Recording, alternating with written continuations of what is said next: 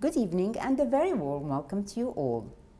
As promised, we meet again, but this time at the residency of His Excellency the French Ambassador to Kuwait, Mr. Christian Nakhle, where we will be giving you an insight into His Excellency's views on Kuwait as seen through his eyes. Let's make a move.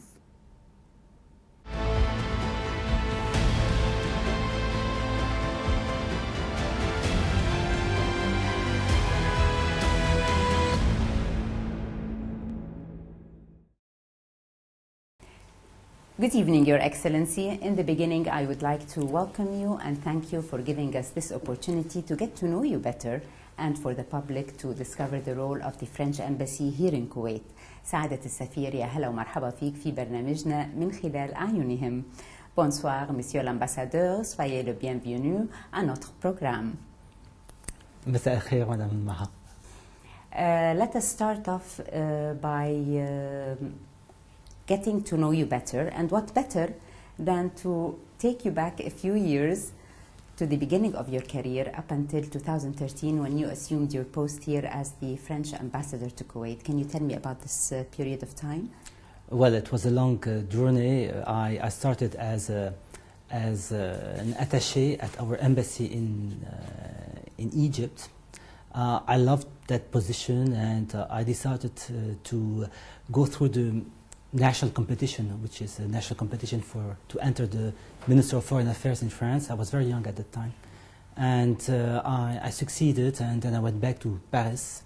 I was at the Human Resource Department. It was fantastic because I was just having a look on the map, and I were overseeing hundreds of people and in tens of countries, and my dream was at that time to travel all over the world, and this is what I did mostly. And then I was appointed in Jerusalem as a consul, a political consul. It was a great time, although the situation was very, very difficult at the time. It was the beginning of the Second Intifada. And then I went to Egypt, this time as a full diplomat, as a counselor for political affairs, and I represented my country at that time at the Arab League. And I was dealing with the bilateral relation. Then back to Paris.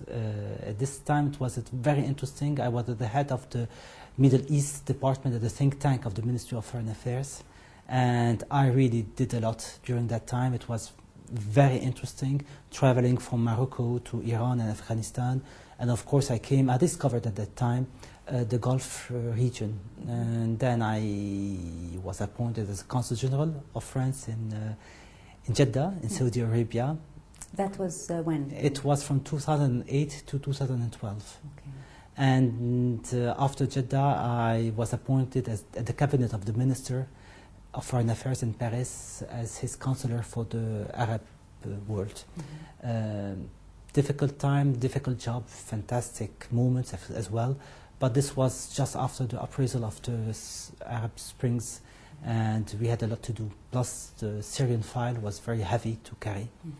And I was appointed in 2013 as an ambassador in Kuwait. Great.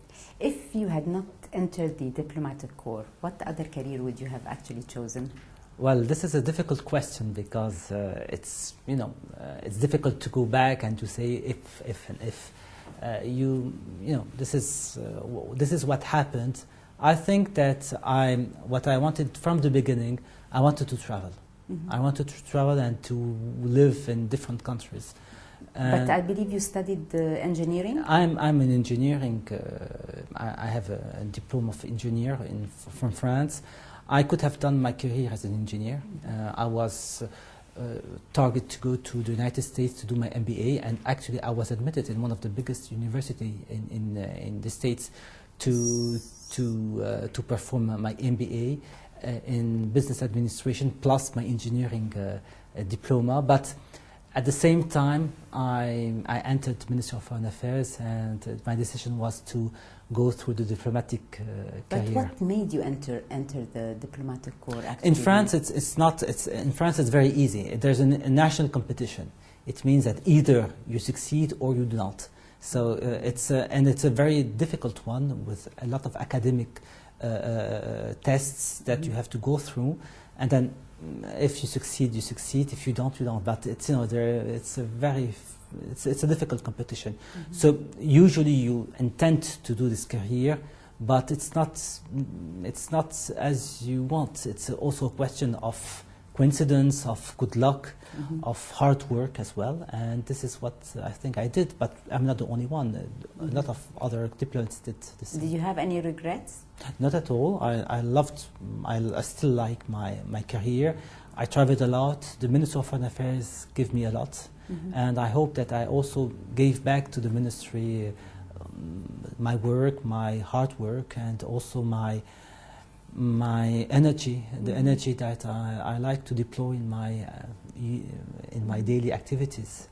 So it's difficult to answer what would have done mm-hmm. if it wasn't the career of diplomat. Probably I would have chosen to do something which would have allowed me to travel all over the world, and I'm still very interested to travel. At the age of 20, I was still a student. My father discovered that I was giving some lessons to get some pocket money because I didn't want to ask him money.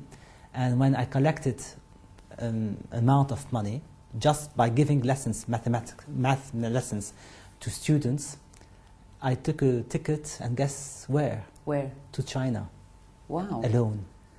And I went to China, and I spent a couple of weeks there, then took the train from Beijing to Mongolia, and this is what I wanted to do. My parents were, of course, extremely anxious. Yes. At that time, we didn't have mobile phones. Mm-hmm. There was I'm no sure. internet, mm-hmm. so it was a real adventure.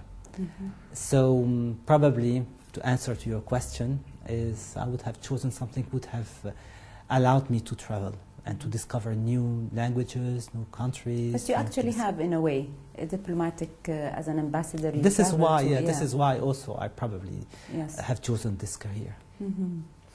Can you recall or share with us an experience that may have been either embarrassing or funny that you encountered through your career as an ambassador? Maybe some cultural faux pas or something equally memorable to share with us? Mm-hmm. It's also because we have a lot of surprises, and it's true that in our profession mm-hmm. you have to bridge the gap between our culture and the other the culture of the others. Yeah. I remember being in Paris, but it wasn't in my mind. But I will answer that way because now I'm remembering this event. I was at the ministry, and for some reasons we had a delegation from an Asian country, and in Asia they are very much yes. 5, it's 5, 6, it's 6. So and the delegation, if you are 8, it's not 9. It's not like in the Arab world or the Latin world where it's Malish. It's if you are 8, it's not yes. 10. So I remember the ambassador who was dealing with me, and I was representing the French part. He had a delegation coming from his country. I will not mention the country. Okay. And then he was every time telling me, please, you'll have to be here, your French delegation have to be here at 5 o'clock. I don't want surprise. No surprise, sir. No surprise. And he was insisting. And I was scared because I knew that we'll have a lot of surprises. But, I was just lying on him, saying that there will be no surprise. And of course, there was? Of course there was surprises, because this is life. Huh? Yes. After spending over 3 years in Kuwait, what is your overall impression about the country, leadership, and people? Well, I will start with the leadership. I really admire the positions of your leadership here in Kuwait, and the leadership of His Highness the Emir. Very wise, very. Kuwait is a country of peace, and it looks like. It's clear. The Kuwaitis suffered a lot from the invasion of Iraq, and I think that there is a common sense here in Kuwait that peace is much better than war. So I very much like this, the people in Kuwait, the leadership, and I feel that we are already, of course, we are in the Gulf region. But at the same time, we are at the edges of the Gulf region. Yeah, you know, we are not far from Lebanon, from Syria, from Iraq, from Saudi Arabia, of course, a country that I know very well as well, from Iran. So it's interesting because the society is also a mixture of all this, plus the fact that you have a lot of foreigners in this country. Exactly. A lot of Indians, a lot of Egyptians, a lot of Lebanese. So I like this melting pot, and what I also like very much, it's a very safe country, which is very important, because if you leave your keys in your car in Kuwait, you will come back, the car will be there and the keys will be there.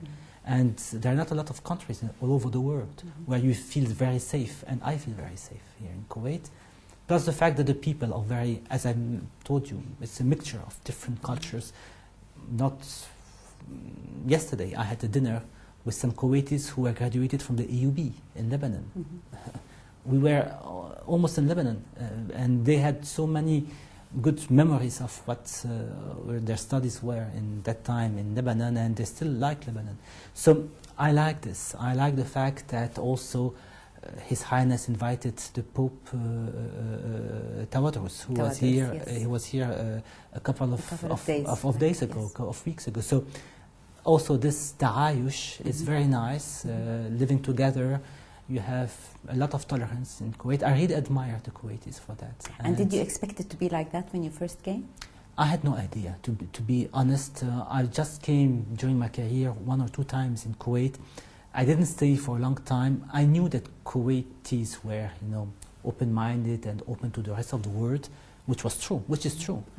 I also remember my father, who was traveling a lot in the region, telling me that Kuwait and Bahrain in the 70s and the 60s, and Kuwait Airways and all the stuff that you know about it, and the Kuwaitis will understand what I'm mentioning here. But I had no idea.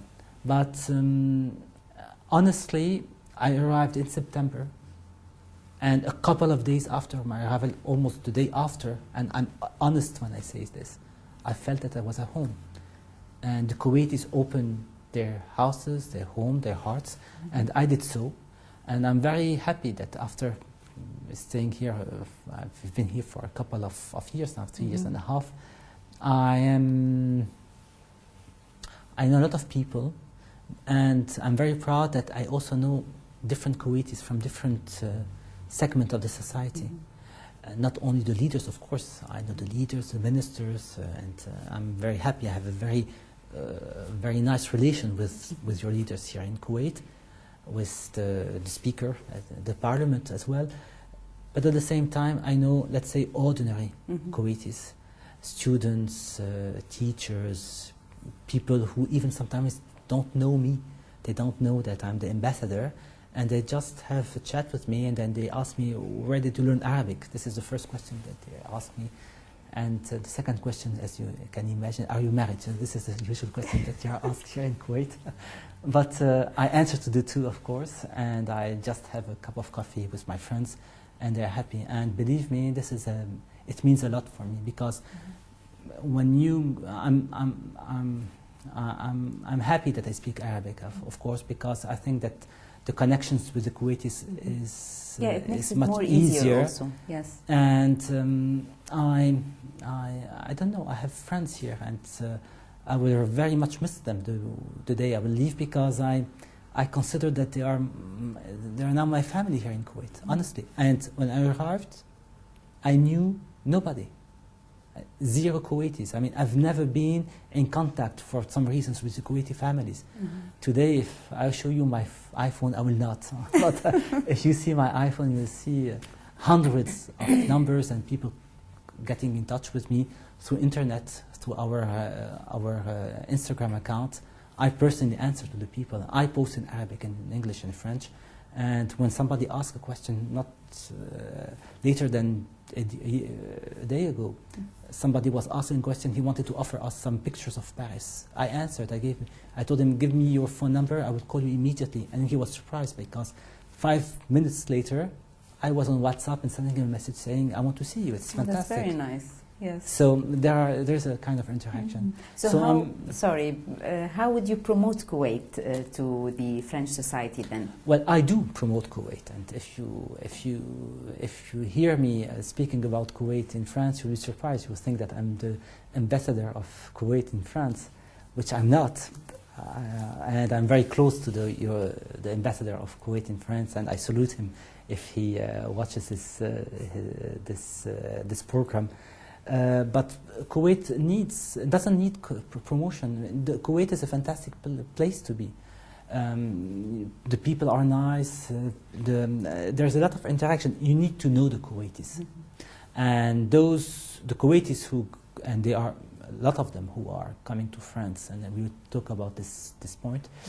Those who come to France and know France, they are addicted to France. It means that they are welcomed in France. So the promotion, it's a kind of self-promotion that you can do to your country, because it's a country which is, as I mentioned, a peaceful country. It will not be the destination that people will think about.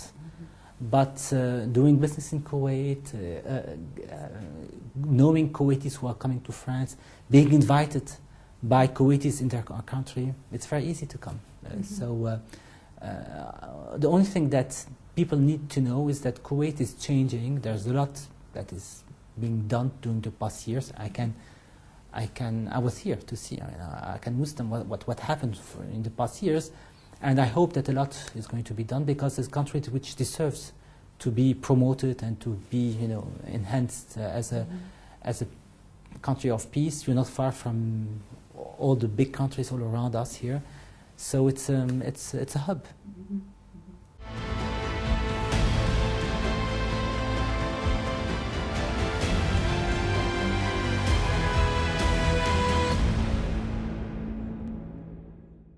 You're welcome. Let us begin with a small brief about the history of bilateral ties between Kuwait and France, yes. How it has developed and flourished through the years. Can you tell me a bit about that? Well, we've been amongst the very, very first countries all over the world to recognize Kuwait. Back in 1962, and we received a letter from the authorities of that time. It was in July 1962, and in August we replied saying that we were recognizing. At that time it was a little bit difficult, because Iraq was not very welcoming the fact that Kuwait would be declared as a state recognized by the United Nations, but we recognized it, and then 2 years later we sent our first ambassador to Kuwait. So it's a long process, and friendship in international relations is not just a question of interests. Of course, we have mutual interests, but also I think it's important to see things with the distance of time, how things have been doing for the past 50 years. We've been celebrating our 50th anniversary of relationship 2 years ago. Long process, and this process means that, of course, we have sometimes interests to protect, sometimes we have same opinions to defend on the international arena, but in hard time, when difficulties are there, we've been always close to each other, always. I just want to recall the invasion of Kuwait. In this residence, if you see, I don't know if the public will see this, but you have some bars at the windows, yes. And those bars were installed in October 1990 after the invasion, because we wanted to protect the premises of the embassy, of the residence. But we remained, we stayed, we didn't move.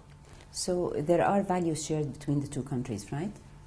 Between Kuwait and okay, France. I will answer by one word. This word is peace. I think that we are two powers of peace, and I'm not scared to say so, because I'm happy to be a French diplomat. I'm very proud to be a French diplomat, because I believe that my country is a country of peace. And the instructions that I receive every day from my headquarters in Paris are extremely clear. We have never been instructed to declare war and to launch fights against the others. It's always peace. Instructions of finding good compromise in order to protect international peace. And I believe, and it's not only that I believe, I also think. I tested, I've been living with the Kuwaitis and the authorities here. We share this will of having a peaceful regional situation, which is not the case for the moment. So we have to work together.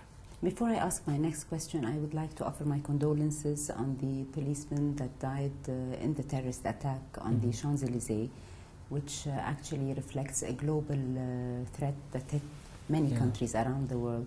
What do you think can Kuwait and France do together to counter terrorism and extremism? Well, first, thank you a lot. We've been very affected by all these terrorist attacks, and the last one was really very bad, very unnecessary. You know, because this time it was a simple policeman on the Champs-Élysées who was protecting the premises of the Turkish Cultural Center in Paris. He has nothing to do with anything, and he was shot down by a terrorist. Meaningless, absolutely. So, you know, when it's really without any meaning, this is very bad. Yes. We received, and this is also something that I would like to share with you, every time during the past year when we had been attacked by terrorists, I've constantly been, let's say, approached by so many Kuwaitis, sometimes anonymous Kuwaitis, sending me messages saying that they really regret what was happening, and I responded to most of them saying that we all regret. It's not the fault of anybody. This has nothing to do with religion, this has nothing to do with anything. It's irrelevant, point. So I do believe that this will end up, because we need the whole countries. Sometimes it's France, other times it's other countries in Great Britain, in Germany. Kuwait has been also affected by terrorism. So we have to work very hard. In 2015, France was described as the best network state in the world. Why do you think it's that? Well, very simple answer. We are permanent member of the Security Council. We are almost in all the international organizations. We've been also, our network with the British network, if I'm not wrong, is the largest all over the world. We have embassies in all over the world. Plus the fact that we have this tradition of diplomacy, as I mentioned to you, it's a real challenge for us. And we do it with a lot of goodwill. This is how I would describe my work. And so it's, yes, we are well connected. I think so. France is well connected, and I can see you are also well connected. This is very nice of you. No, it is true. How do you view Kuwait's leading humanitarian role in the region and around the globe? Well, we are very happy that His Highness has been awarded by this nice title of Humanitarian Leader. Kuwait is very generous and has proved during the past years through its, in particular, its donations to the Syrian people, how much generous you were. So I think that you deserve to be depicted or described as, as a country which is very much attached to this diplomacy of the humanitarian. And you find any diplomacy. Collaboration between Kuwait and France in that field? Yes, we do. I mean, every time that we have been approaching the Kuwaiti authorities for such or such cases, they responded in a way which was absolutely, good for everybody. Yes. We'll go for another break and then be back again.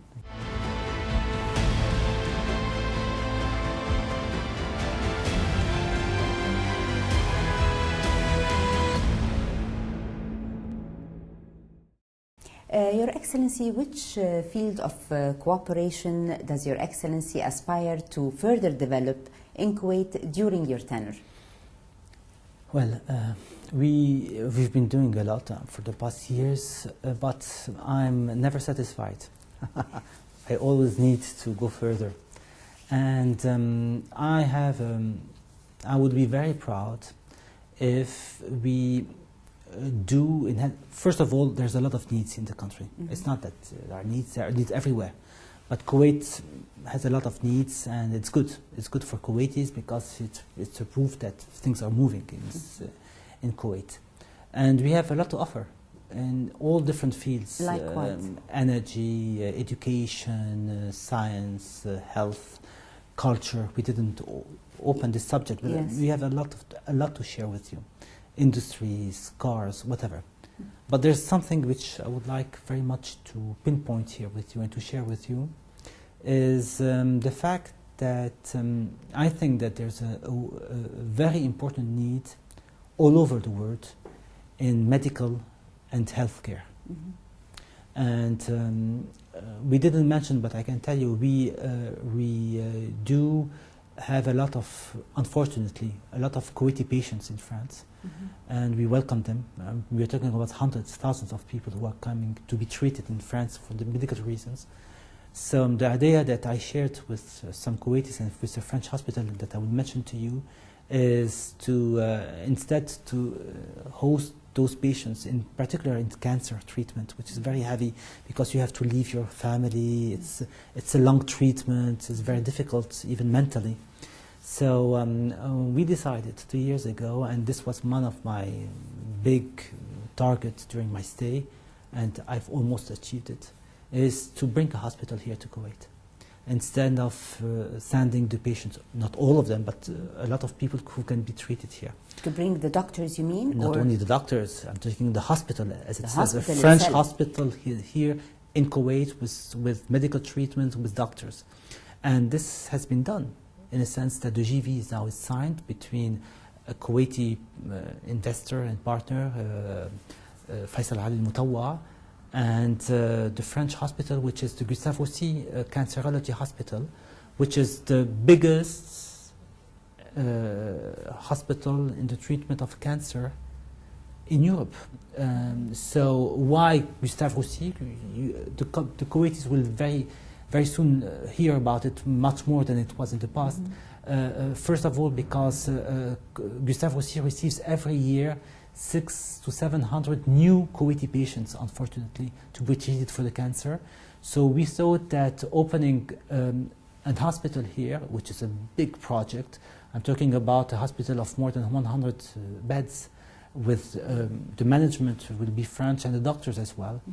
At least we will treat quickly the easy cases, the ones that can be treated here without, a lot of mess and going to Europe and all this. So this is in the long development plan, or is it right now? Maha, I'm talking of something which we are going to, it's finalized now, it has now to be implemented, and I think that in the coming year, maximum 2 years, this will be totally operational, plus the fact that it will be a hub for the region in the treatment of cancer. It means this will be a big change for the Kuwaitis. And definitely. Not only definitely, but I can tell you, this will be the achievement of my career.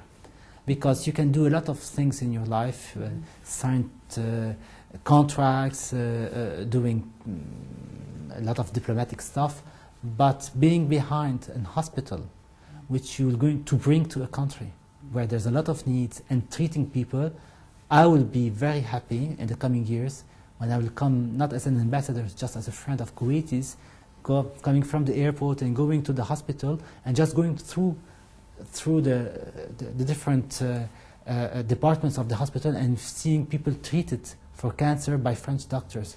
This would be for me a super achievement and probably the coronation of what I can do as a diplomat, because there was behind this an international agreement between the two countries, plus the fact that we had to secure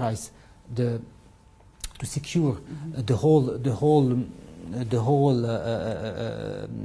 project, because as you can imagine, it's a super complex one, with the fact that we have to work here with different ministries of health, of finance, so it's really very, very huge. I will be very, and I hope that, of course, I hope that nobody is going to use the hospital, but practically, this is a real need for kids, for women, and I will be extremely proud when in the future I will come back to Kuwait, and maybe I'll be stay here in Kuwait as an ambassador, but in the future, when I will come and see all those patients being treated and well treated here in Kuwait by good doctors. And it's also, by the way, since the French doctors will be here, also it's an opportunity for the Kuwaiti doctors to learn from the French doctors. This is another. You have brilliant doctors, and we have another program, but it's too short a program to talk about it. But we have tens of Kuwaiti doctors who are now in France, training for 5 years, in different specialities. So every year we have 10 new Kuwaiti doctors. This is an agreement. It's an international agreement, bilateral agreement, and we host in our hospitals the 10 doctors every year, 10 new doctors who are affected as doctors, and they treat French patients in these hospitals, and this is their training for 5 years. So I can tell you, when they come back to Kuwait, then you are sure that it's not because they've been training in France, it's because they've been testing and comparing their performances with other doctors, which is super important.